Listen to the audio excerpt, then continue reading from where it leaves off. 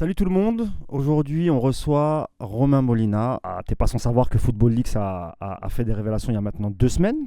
Ils ont vraiment appuyé sur le Paris Saint-Germain. Donc il faut préciser qu'ils avaient 70 millions de documents, donc ça c'est des vrais documents, on ne peut pas le nier. Après, là où je te rejoins et là où je ne suis pas d'accord avec Football Leaks, c'est sur la manière dont a été présentées les choses.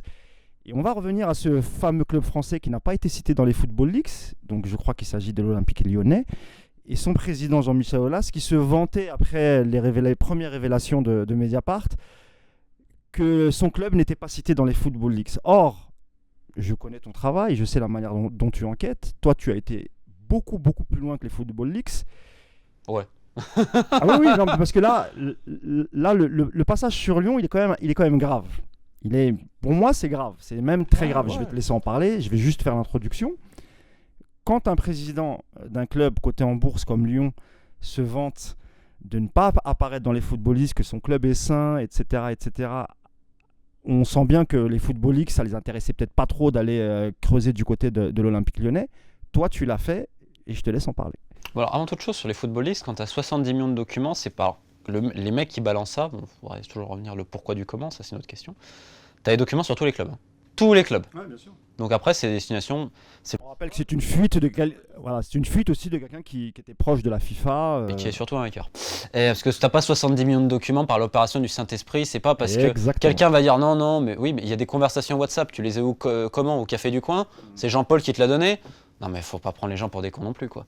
Alors après, encore une fois, il y a un travail salutaire sur plein de choses. Je rends hommage encore à ceux qui vont parler des matchs truqués, notamment du chinois sans visage comme on l'appelle, Eric Mao, l'homme qui truque le plus de matchs, les faux matchs en Chypre, en Roumanie avec des faux arbitres, avec des paris.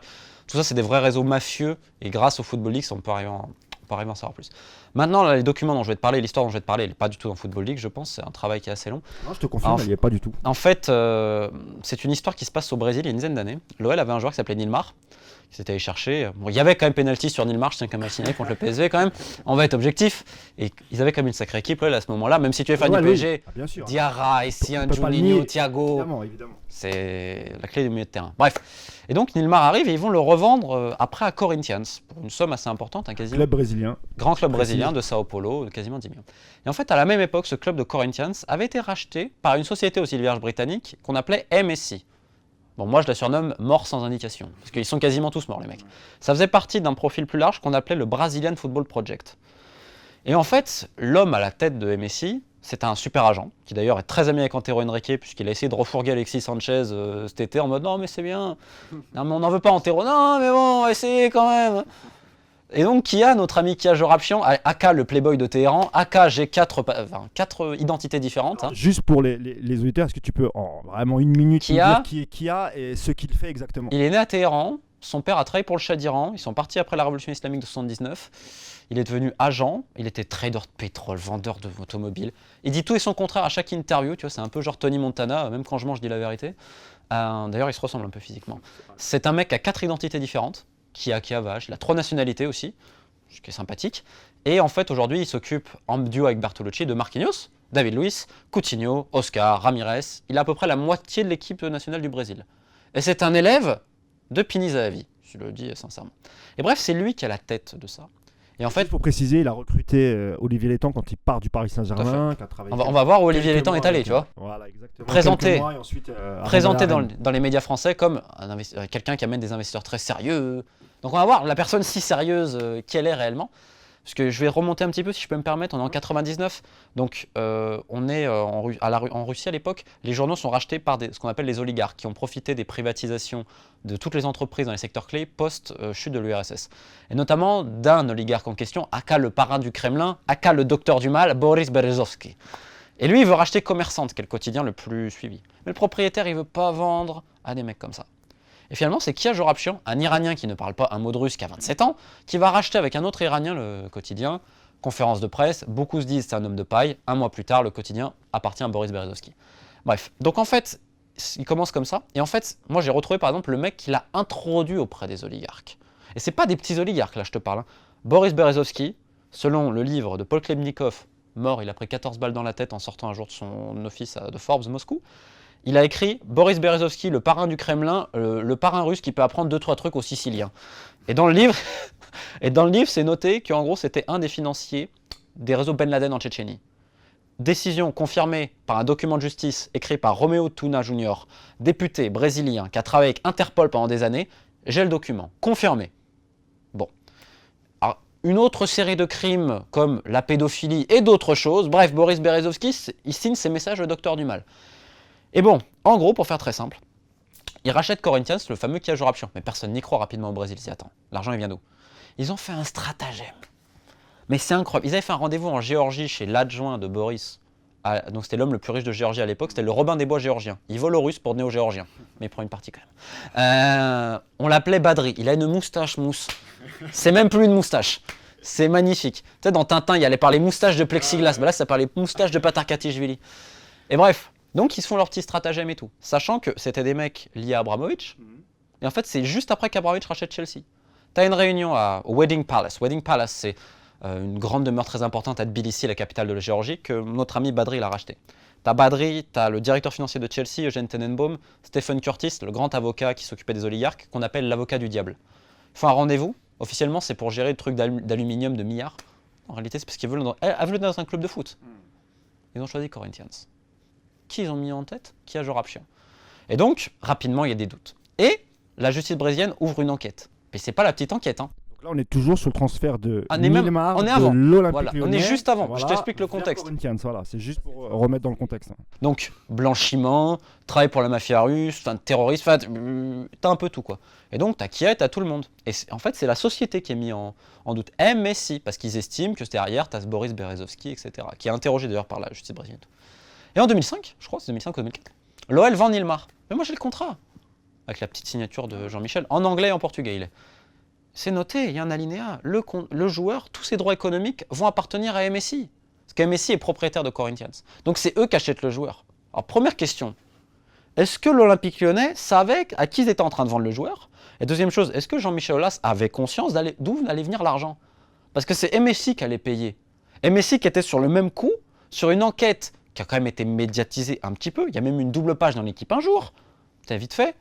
Attends, les mecs pour blanchiment, pour la mafia russe, et c'est quand même des mecs, je rappelle, qui a financé les réseaux Ben Laden en Tchétchénie. C'est un des banquiers informels. C'est là tout à l'heure je te disais, pour moi c'est quand même grave. Parce que attends, souvent, le pire arrive. On a lié le terrorisme au Qatar et à QSI alors qu'il n'y a jamais eu de preuves et que personne n'a jamais pu l'étayer. Et beaucoup de supporters d'ailleurs, anti-parisiens, que ce soit lyonnais, marseillais, etc. Après c'est normal, c'est le jeu. Souvent quand ils critiquent le PSG, ils critiquent d'abord le Qatar et c'est soi-disant en lien avec des groupes terroristes, etc. Or là, on voit bien dans le transfert de Nilmar de Lyon à Corinthians en 2005-2006 que la société dont tu parles est Messi, et là je te laisse finir. Encore une fois, j'ai pas la preuve que l'OL était au courant, même s'ils avaient un recruteur au Brésil, un Marcelo. Le deal a été fait, mais il y a un autre souci. Ils sont pas bien payés, ils reçoivent que 2 millions, etc. Ils portent plainte devant la FIFA, etc. Encore une fois, moi j'ai contacté le président rhodanien Jean-Michel Aulas, j'ai pas eu de réponse, mais il peut très bien ne pas savoir à l'époque, parce que bien sûr. Tu peux vendre, etc. Ça reste un business, c'est un même d'affaires. Donc, mais c'est là où par contre l'hypocrisie, elle va arriver à un niveau quand même assez exceptionnel. On est en 2007, et là en gros il faut un communiqué l'OL, après avoir porté plainte à la FIFA, etc. Il dit, il y a le nouveau président de Corinthians, Andrés Sanchez, qui est toujours là d'ailleurs. On a trouvé un accord. Corinthians a eu quelques difficultés, tout va bien aller, les deux clubs sont fraternels, on va faire un match amical et donc on va régler le transfert. Parce qu'il reste 6,5 millions à prendre. Hein. Donc les quelques soucis que Jean-Michel Aulas, auxquels il fait référence, dans le communiqué officiel qu'on peut retrouver sur le site de l'Olympique Lyonnais encore, c'est mandat d'arrêt international pour Berezovsky, Jorapchian et son deuxième associé Nojan Bedroud, pour les mecs de MSI. Donc c'est vrai, c'est quelques problèmes, c'est mandat d'arrêt international. Mais bon, il y avait 6,5 millions en jeu. Moi, j'ai tous les papiers des Messi. Parce que c'est vrai, on ne peut pas savoir qui gérait Messi. Et bon, pour te donner un indice, ils n'ont jamais voulu dire qui gérait Messi. Ils ont attendu des années et des années. Ça a été une procédure super longue. Moi, j'ai un enregistrement audio de Kia Jorapchian qui dit on doit terminer de blanchir l'argent. Bref, je t'en passe, c'est des meilleurs, c'est dans le livre. Et c'est vraiment, sachant que, en fait, ils ont appelé ça le Brazilian Football Project. Et moi, j'ai les papiers. Ils ont mis 155 millions de dollars ou d'euros, j'ai un doute. Mon Géorgien, Boris et des sociétés bizarres. Ils ont appelé ça les prêts du football, football loans, à travers diverses sociétés, et c'est avec ces biais qu'ils ont payé là. Donc littéralement, l'argent que l'Olympique Lyonnais a reçu sur le transfert de Nilmar, il provient d'un mec qui a notamment financé les réseaux Ben Laden en Tchétchénie. Et ça, on est d'accord, Romain, qu'il y a eu très peu, voire aucun papier dessus. Aucun. Jamais. Mais personne ne sait. Personne ne sait. Parce que moi, j'ai tous les papiers des Messi.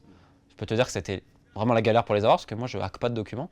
Mais quand j'ai réussi à les avoir, c'était victoire, parce qu'en fait, je suis remonté. Et en fait, la clé, c'est donc quand notre ami géorgien il meurt, bizarrement de crise cardiaque, l'affaire a été rouverte il y a 2-3 semaines. Il paraît que c'est le président géorgien qui a demandé qu'on le bute. On a un niveau, sachant je précise, hein, le Boris Berezovski en question, pendu dans sa baignoire, suicide. L'avocat du diable, accident d'hélicoptère. L'autre avocat, crise cardiaque. Le vice-président de Corinthians, mort. Et qui a, il a envie. Mais c'est le Brazilian Football Project, tu vois, quand j'entends les bombes atomiques lancées par certains, ça va, il n'y a pas de meurtre encore. Hein. Là, les mecs sont quasiment tous morts. Ça fait flipper, honnêtement. Hein. Et donc, là, le mieux arrive. Donc, sur les papiers de MSI et tout ça, il y a l'héritage de notre ami géorgien. Je me suis tapé tous les papiers, monstre. Et là, l'alinéa, Brazilian Football Project. Et ils disent tout. Et il y a même dedans, ils le disent, on était propriétaire à 100% de Nilmar. C'est eux qui l'ont acheté. Donc j'ai tout en main. Tu vois, et j'ai tout. Je suis remonté la pyramide des sociétés et sociétés, j'ai tout en main. Pour dire que ça appartenait à eux. Mais encore une fois, je pense que l'OL ne pouvait pas savoir exactement parce qu'il y avait un doute. Mais tu te doutais bien quand même. Je veux dire, les mecs ils étaient sous enquête, mandat d'arrêt international, et tu dis quelques problèmes. Mais c'est prendre les gens pour des cons. Kaz Rapchan, à l'époque, il était quand même déjà connu. On est en 2005-2006. Lui, je crois qu'il démarre au début des années 2000. Ouais, c'est ça. À Londres, c'est ça. Et il est aidé par Berezovski. Et conseillé par Pini Zahavi, qui l'appelle son étudiant. Mais Pini m'a dit, Georges Mendes, c'est aussi mon étudiant. Hein. Il a formé 90% du... Enfin, et c'est une réalité en plus. Et Mendes et Pini sont très amis d'ailleurs.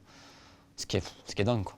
Pour revenir au Paris Saint-Germain et à Pini Zahavi, et comment t'expliques du coup, avec vraiment, je dis pas qu'il a du pouvoir sur le Paris Saint-Germain, mais en tout cas il est très très bien introduit aujourd'hui au Paris Saint-Germain. Comment t'expliques toi le problème du fameux milieu de terrain? Ça fait depuis Unai Emery que Paris réclame un milieu de terrain. Comment ça se fait que Pini cet été?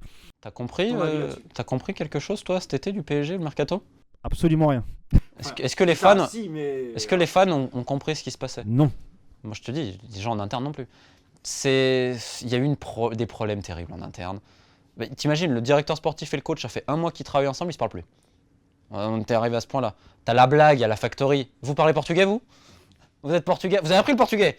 Donc bon, au 3e étage de la factory, c'est les portugais. Enfin, c'était, on va dire, un peu compliqué. En même temps, tu savais pas trop avec le FPF, ça jouait le chaud, le froid.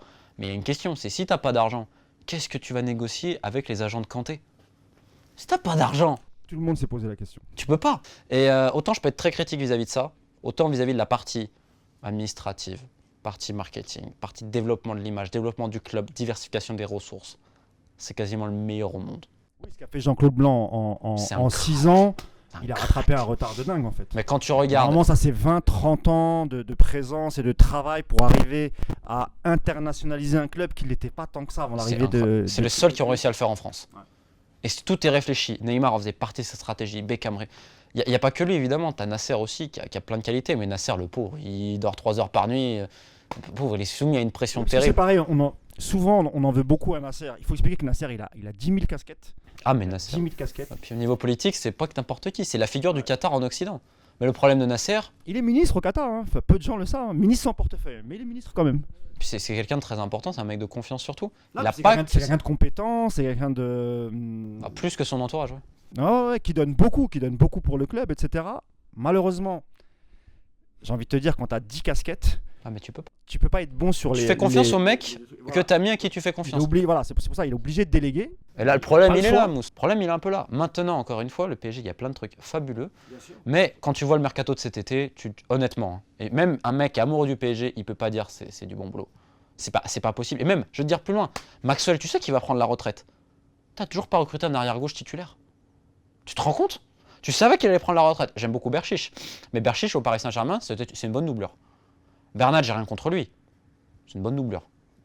Il est où là? Attends, t'es quand même le Paris Saint-Germain. Et là, t'es avec Bernat Kurzawa. Après, Romain, t'es pas sans savoir qu'avec le fair play, quand tu décides de dépenser plus de 400 mais millions, 37 millions sur un été, on est d'accord. Mais si tu dépenses 400 millions sur un été, d'ailleurs, Jean-Claude Blanc, qui était un des seuls, peut-être même le seul, à freiner des 4 fers pour ne pas recruter Mbappé à l'époque, ça c'est une vérité, parce que lui, il avait une vision à long terme. Et je pense qu'il avait déjà anticipé les soucis qu'on pourrait avoir avec l'UEFA et notamment sur avec les le périodes de cartel des mercato. gros clubs, on va être très honnête. Exactement. Parce que exactement. même si je suis très critique du PSG, on va être très honnête. Le Barça, c'est dirigé par une organisation criminelle. Il y a des mecs en prison quand même. Hein. Des mecs qui sont liés avec Nico Guerra, G-H-E-A-R-A. Pour ceux qui sont curieux, ils tapent sur internet, ils vont dire ouh là là là là.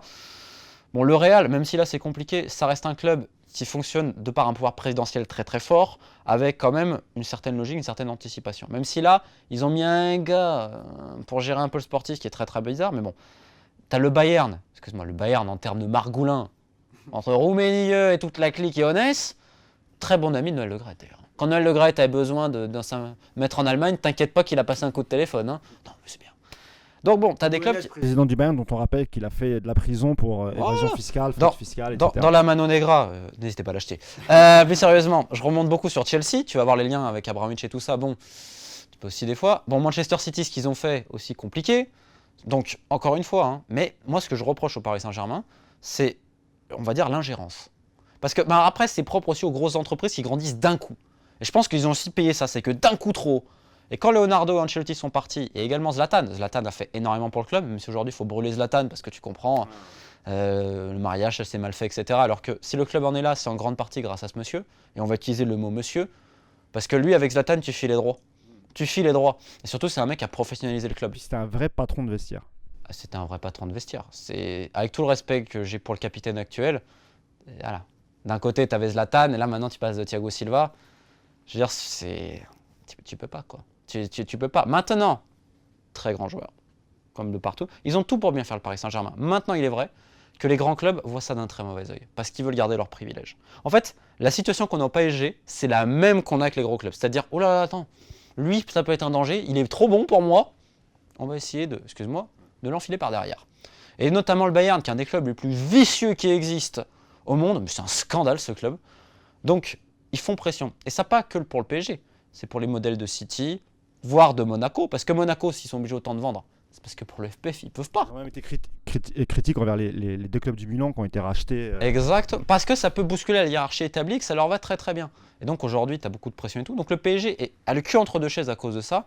Mais ça n'empêche que aujourd'hui, la hiérarchie, il faut qu'elle soit claire. Maintenant, quand j'entends des Wenger, quand j'entends d'autres noms, la seule clé au Paris Saint-Germain, c'est que enfin le coach travaille de concret avec le président, qui est quand même important, même s'il a perdu beaucoup de pouvoir, et le directeur sportif. Tu mets juste ça, mais tu as tout pour être excellent. C'est pas très compliqué au final. Et virer quelques mauvaises herbes quand même. Hein. Bah écoute, je te remercie Romain.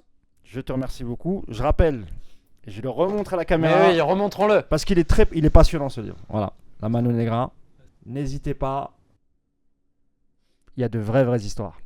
Je rappelle que tu es auteur de la biographie d'Unai Emery, El Maestro, qui est toujours disponible, Romain. Et qui a été traduit, actualisé en anglais, en espagnol et qui va être traduit en russe également. Voilà.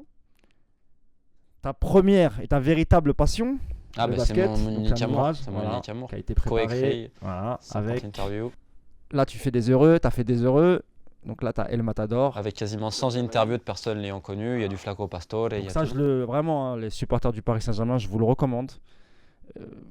Vous appréciez Cavani, vous allez l'aduler après la lecture de ce livre. Vous allez découvrir l'Uruguay aussi. Voilà. Et il sort en version poche début janvier avec un nouveau chapitre d'ailleurs. Parfait. Et enfin, ton premier ouvrage, Galère Football Club. Il y a un ancien du PSG dedans. Ah bah dis-nous qui? Younes Benjeloun. Ah bah voilà. Merci beaucoup Romain, merci de nous avoir reçus. C'est moi qui te remercie. Je te dis à bientôt. Avec plaisir. Ciao Romain. Ciao.